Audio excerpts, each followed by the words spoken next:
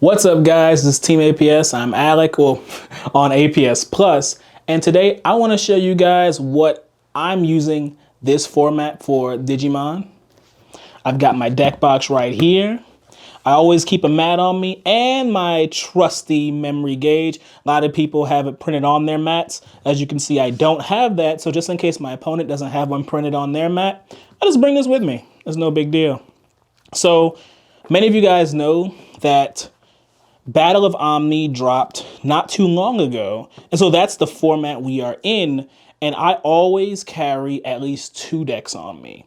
But luckily for you guys, I actually am carrying 3 decks on me right now. It's just that one's kind of a transformer, I like to call it, because the second deck gets, you can call it siding out, but we don't do that in Digimon yet. But the second deck can be transformed into the third deck. So the reason I carry this many decks on me is because, if you know, you know, this deck is for tournaments. I have a kind of a fun deck, and then I have a secondary tournament deck depending on how I feel things are going to go. And I have a little bit extra space, and so the rest of my cards are just things that I think might come in handy, and I might just like switch them in like before a tournament. That sort of thing. So I'll go straight into this first deck right here. This is my yellow deck. You can probably tell from the cards I talked about switching in. I'm running the Lord Nightmon deck. I have my standard Pikmons, my Koromon. Of course, one of the best rookies of the format, Starmons. It gets me out of so many bad situations and puts my opponent in bad ones. Speaking of guys who put your opponent in bad situations, Bushiagumon for the rush ability. My very expensive and one of my favorite new Digimon, Pulsemon. And then the last few rookies, Cutemon for green. I'm not saying all yellow decks struggle with the green matchup, but I do, so I run Cutemon. And then I have a Kotemon and a Lucemon, who I call just a big brick. I used to run more, I learned otherwise. Then we have our champions, of course.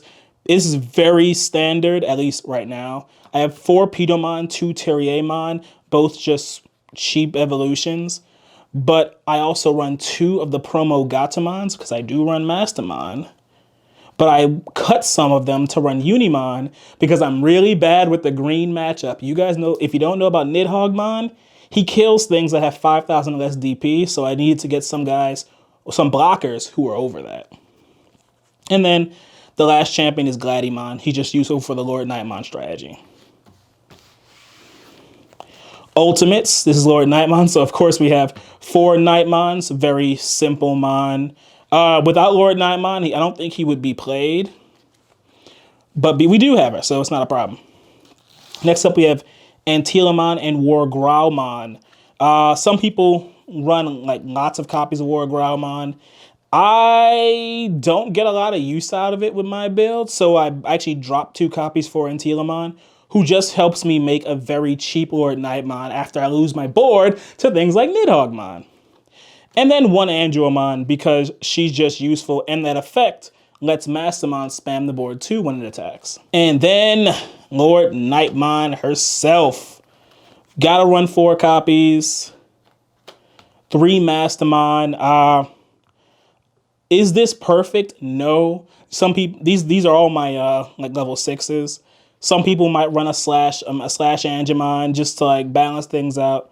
But I love Mastermon, so there was no way it was dropping to anything less than 3 in my build. And Lord Nightmon is a mandatory at 4 in its own deck. And my last Digimon, 2 Zwart defeats. So I have something to do with my Mastermons. Killing your opponent's tamers is great. I actually decided to run this because of a True Champion Steven stream. I'll link his channel. He was running a similar list, but he had his 2 Zwart defeats, and it went so well for him. It pushed me to doing it too, and I haven't regretted it. I really haven't. Then 3 TKs. If you play against yellow, you know we always see TK, and he's so great and so important for the deck. Options: 2 Blinding Rays. We don't do as much with our security as we used to with like the War Growlmon strategy.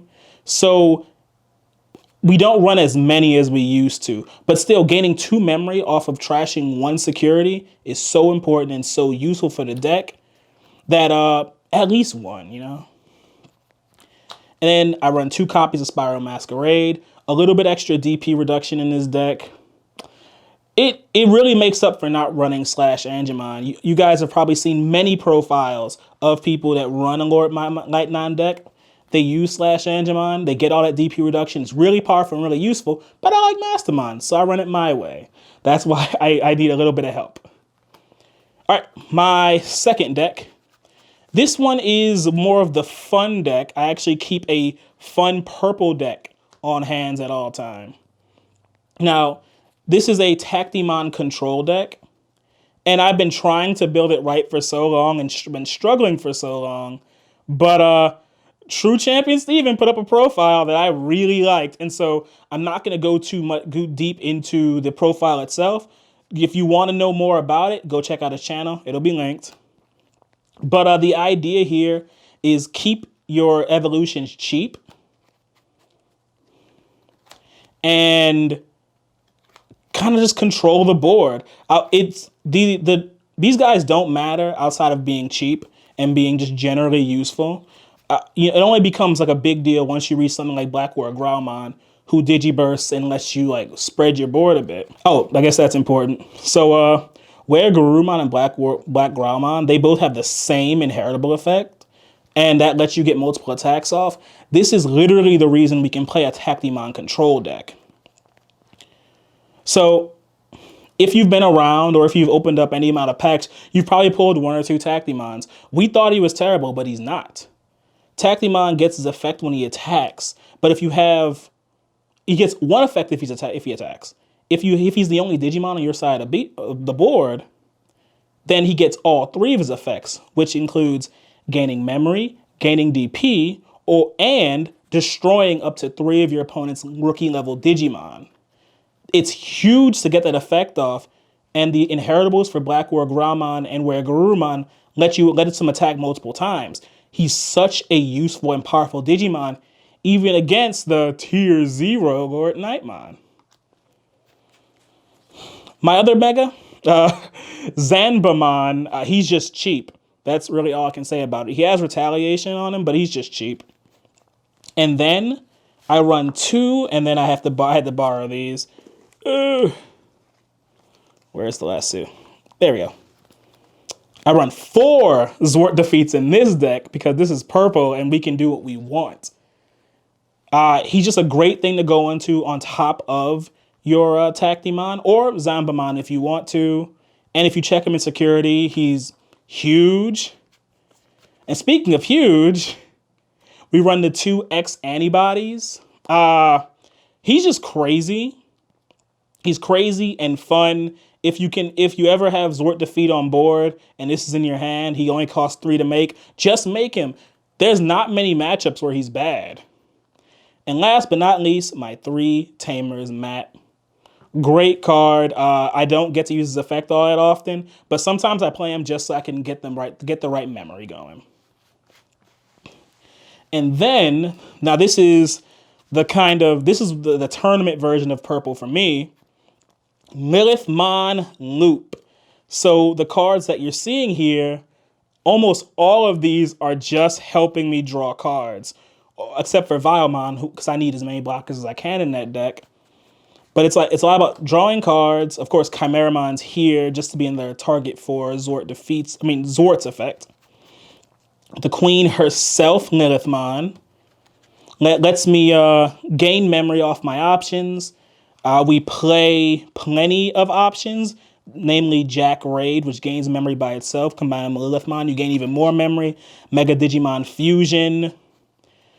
These both cost 0, so playing them next to Lilithmon is just free memory.